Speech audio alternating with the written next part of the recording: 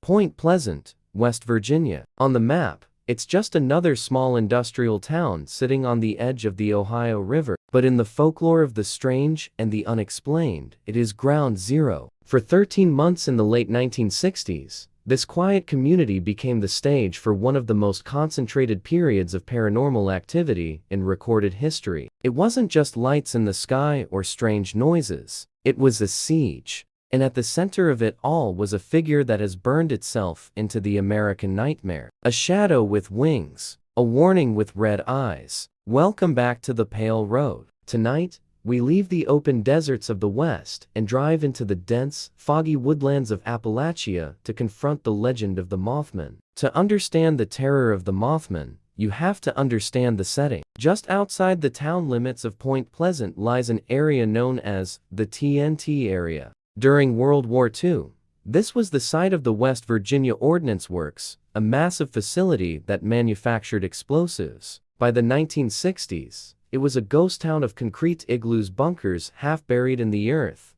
overgrown with vines and thick forest. It was a place of shadows, rusty fences, and chemical silence, the perfect nesting ground for something that didn't belong in our world. The date is November 15, 1966. It's a cold Tuesday night. Two young couples, the Scarberrys and the Millettes, are out for a drive. They are in a 1957 Chevy, cruising the back roads near the TNT area, just looking for a place to hang out, maybe do a little drag racing. They are regular kids living regular lives. They have no idea that in the next hour, their lives will be irrevocably changed. As they drive past the North Power Plant, the headlights of the Chevy sweep across an old generator building. Linda Scarberry is the first to see it. She gasps, pointing into the darkness. Standing there, just watching them, is a shape. It looks like a man, but the proportions are wrong. It is huge, maybe 6 or 7 feet tall. It is gray, blending into the concrete behind it, but it isn't the size that freezes the blood in her veins. It's the eyes.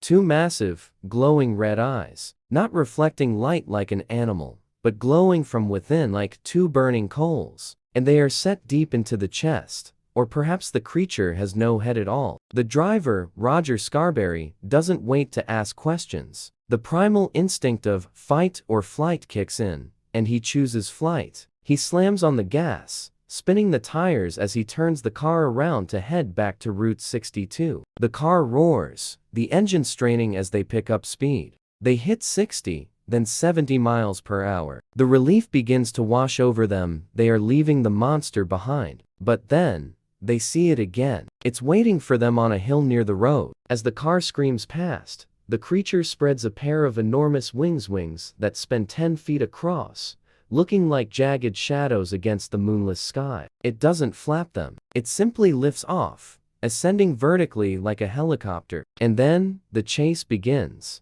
This is the moment that defines the Mothman legend. Roger pushes the Chevy to over 100 miles per hour, a dangerous speed on those winding, dark roads. The passengers are screaming, looking out the rear window. The creature is right there. It's flying effortlessly above the car, keeping pace with them without even flapping its wings. It's gliding, banking through the air, diving down toward the roof of the car. They can hear the sound of something scraping against the metal, a squeal of claws on paint. The creature isn't just an animal. An animal would tire. An animal would lose interest. This thing is hunting them. It follows them all the way to the city limits of Point Pleasant, only breaking off the pursuit when the lights of the town come into view. The couples drive straight to the Mason County Sheriff's Office. When they burst through the doors, they are pale, shaking, and terrified. Deputy Millard Halstead, a man who has seen his share of trouble, knows immediately that this isn't a prank. He later tells reporters,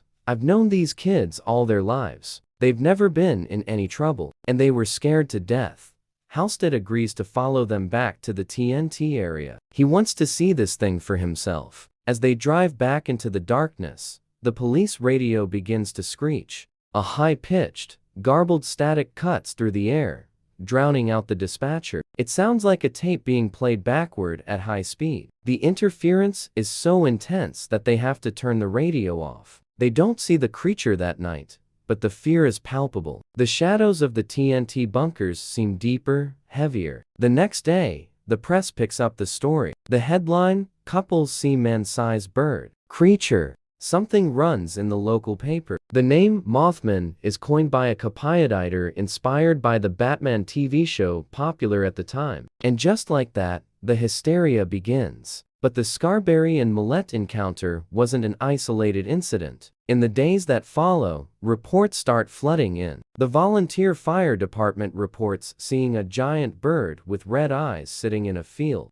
A man named Newell Partridge, who lives in a rural area nearby, claims his television started acting strange, buzzing and whining before his German Shepherd, Bandit, began howling at the barn. Newell went outside with a flashlight and shone it toward the hayloft. 2 red circles reflected the beam. Bandit, a brave hunting dog, ran toward the creature to protect his master. Newell heard a squeal and then silence. He never saw Bandit again. People start to report not just sightings, but physical effects. Mothman eyes, a condition similar to conjunctivitis or radiation burn, begins to plague witnesses. People wake up with sunburns in the middle of winter. The town of Point Pleasant is gripped by a low-level panic. Gun sales skyrocket. People stop going out at night. And then, the men in black arrive. Not the movie characters with cool gadgets. These are strange, menacing figures who drive pristine black Cadillacs that look brand new but have old license plates. They visit witnesses, often intimidating them into silence. They speak in a monotone, robotic cadence. They ask bizarre questions about UFOs, geometry, and time. The atmosphere in Point Pleasant shifts from a monster hunt to something more sinister. It feels like an experiment. It feels like the town is being watched, not just by the thing in the sky, but by something on the ground. The Mothman is often categorized as a cryptid, a biological animal that science hasn't discovered yet. Maybe a mutated sandhill crane, maybe a giant owl. But the behavior suggests something else. The way it chases cars but never attacks. The way it seems to anticipate human movement. The way it is accompanied by electrical interference and poltergeist activity. It stands on the side of the road like a sentinel, watching, waiting, but waiting for what? The residents of Point Pleasant would soon find out that the red eyes weren't a threat. They were a harbinger, a warning of a tragedy so devastating that it would rip the heart out of the community and silence the Mothman forever. If the red eyes in the dark were the primal face of the phenomenon, then Indrid Cold was its intellectual mask. While the Mothman was terrorizing teenagers on lovers' lanes, another entity began appearing to residents on the lonely highways surrounding Point Pleasant. This brings us to the story of Woodrow Derenberger, a sewing machine salesman. On a rainy night in November 1966, shortly before the Scarberry encounter, Woodrow was driving home on Interstate 77. A strange vehicle, looking like an old-fashioned kerosene lamp chimney, cut him off and forced him to the shoulder. A door opened, and a man stepped out. He looked human, but he wasn't. He wore a shimmering, metallic green suit. His face was deeply tanned, almost orange. But the most disturbing detail was his smile. It was frozen, wide, and didn't reach his eyes. He kept his arms folded, hiding his hands. He didn't speak with his mouth. Woodrow heard the voice directly inside his head. "Do not be afraid. We mean you no harm. We only want to know about your tribe." This entity identified himself as Indrid Cold. This encounter opened the floodgates for high strangeness that went beyond a simple cryptozoological creature. Point Pleasant wasn't just being haunted, it was being studied. The phone lines in the town began to behave erratically. Residents would pick up the receiver to hear metallic screeching, beeping codes, or voices reciting meaningless numbers. Journalist John Keel, who arrived in town to document the madness, became a central figure in this descent into paranoia. He believed that the Mothman, the UFOs, and the men in black were all part of a single phenomenon, a cosmic prankster or an ultra-terrestrial intelligence that manipulates human perception. Keel began to receive prophecies. Voices on the phone warned him that the river would run red, and that a great disaster was coming. He became convinced that a blackout or a massive explosion was going to hit the local chemical plant. Throughout 1967, the atmosphere in the town grew heavier. It was a pressure cooker. The sightings of the Mothman continued, but they changed in nature. People reported seeing the creature perched on top of buildings, looking down, and specifically, it was seen sitting on the steel suspension cables of the Silver Bridge. The Silver Bridge was the artery of the town, an I-bar chain suspension bridge connecting Point Pleasant, West Virginia, to Gallipolis, Ohio. Built in 1928, it was narrow, vibrating, and carrying far more traffic than it was designed for. December 15, 1967. It was a Friday, just 10 days before Christmas. The sun had set early, and the bridge was packed bumper to bumper with holiday shoppers and commuters. The red taillights stretched across the dark water of the Ohio River. There was a festive feeling in the air, despite the year of terror the town had endured. At 5:04 p.m., the traffic light on the Ohio side turned red. The cars stopped. The weight on the center span was immense. There was a sound, not an explosion, but a loud, metallic crack that sounded like a gunshot. Then, twisting screech of tortuous metal. In a matter of seconds, the unthinkable happened. The suspension chain on the Ohio side snapped. The entire bridge, heavy with steel and automobiles, folded like a house of cards.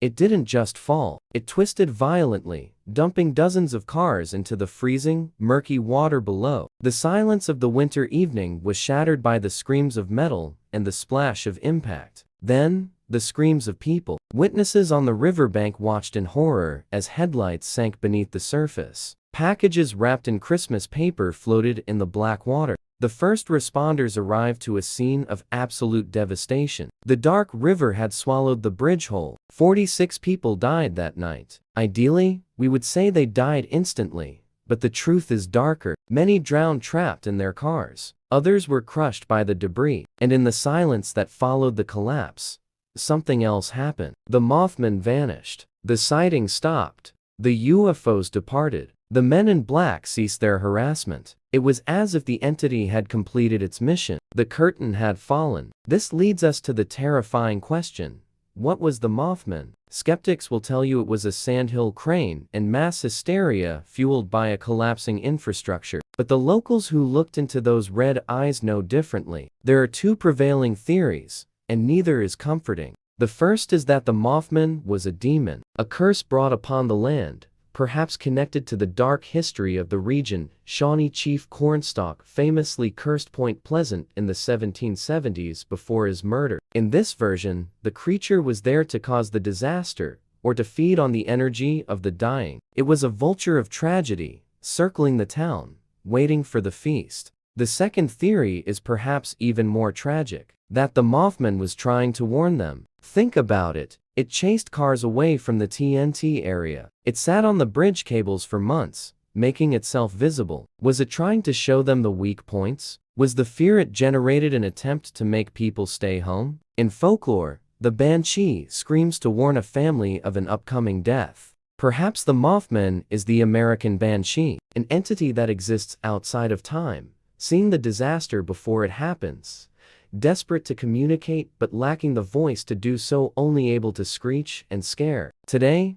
Point Pleasant has embraced the legend. There is a metallic statue of the creature in the center of town. There is an annual Mothman festival. Tourists take selfies where the tragedy occurred. We have turned the horror into a souvenir. But if you go to the site of the old Silver Bridge at night, down by the riverbank, the feeling is not festive. It is somber. The water flows quietly, hiding the secrets of what lies in the mud. The Mothman has been sighted since then. Before the Chernobyl disaster in Russia, before the freeways collapsed in San Francisco during the earthquake, before the towers fell on 9/11s, the legend says that wherever great tragedy is about to strike, the red eyes appear in the smoke and shadows. So, the next time you are driving across a bridge at night and you feel a sudden, irrational panic, or if you see a large bird sitting on a lamppost that looks a little too human, don't stop to take a picture. Just keep driving.